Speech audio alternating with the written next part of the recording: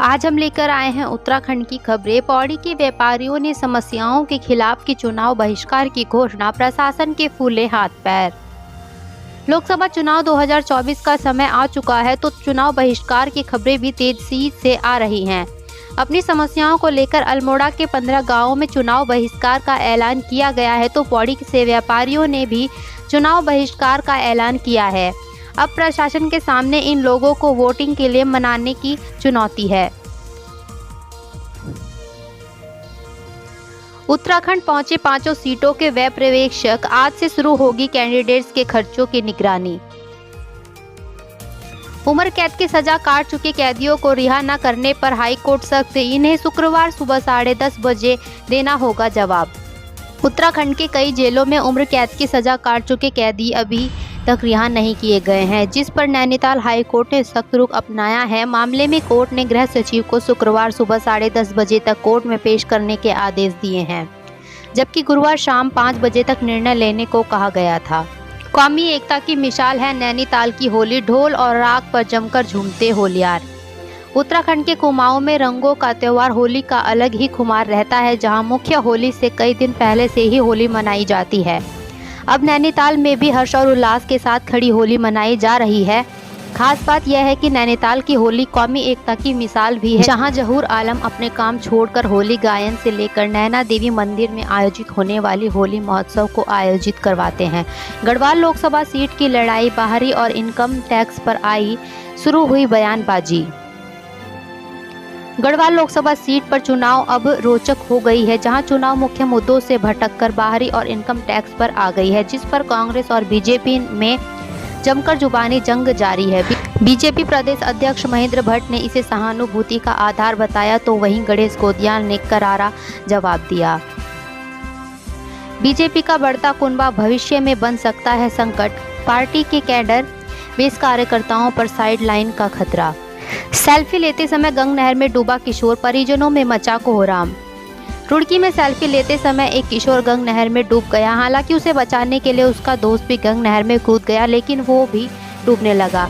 गनीमत रही कि मौके पर राहगीर गुजर रहे थे, जिन्होंने नहर में उतरकर उसे तो बचा लिया, लेकिन किशोर पानी में ओझल हो गया।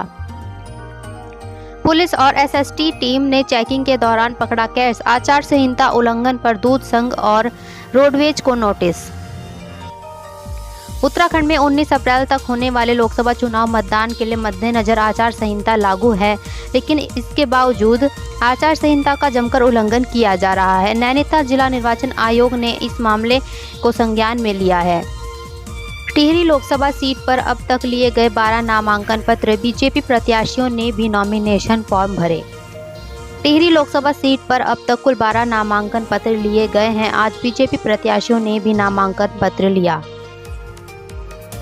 सिरोह-बगड़ बाईपास पर जल्द दौड़ते नजर आएंगे वाहन, पुल निर्माण को आईआईटी दिल्ली मुंबई से मिली क्लियरेंस। सिरोह-बगड़ बाईपास पर जल्द वाहन दौड़ते नजर आएंगे। सिरोह-बगड़ बाईपास पर पुल का निर्माण कार्य शुरू हो गया है। इस पुल के निर्माण को आईआईटी दिल्ली और आईआईटी मुंबई से क्लियरेंस मिल चुकी है।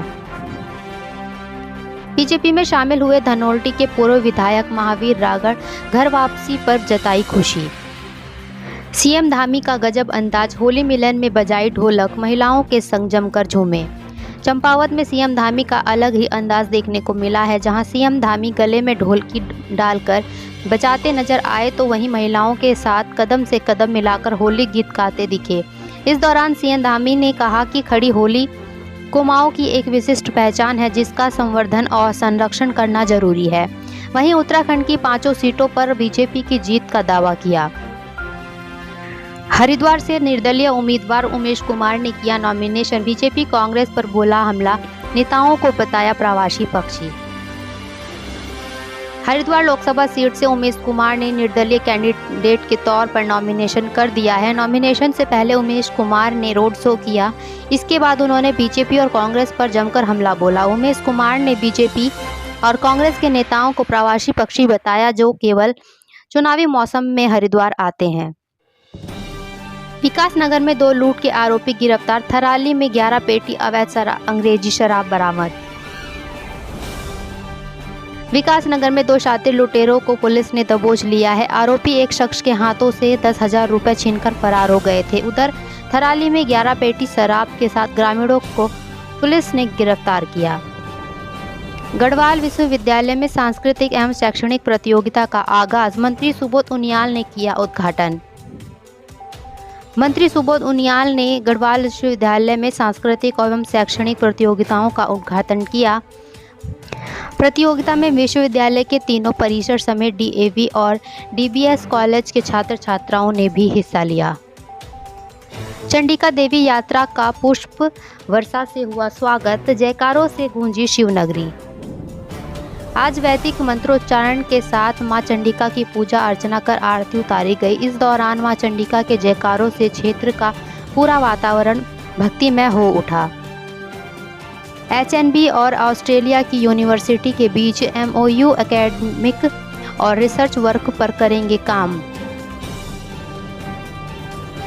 एचएनबी गढ़वाल विश्वविद्यालय और ऑस्ट्रेलिया की कैनबरा यूनिवर्सिटी के बीच एकेडमिक और रिसर्च वर्क को लेकर एमओयू हुआ है। दोनों ही यूनिवर्सिटीज़ एक दूसरे की शैक्षणिक यात्राओं हेतु सहयोग करेंगी।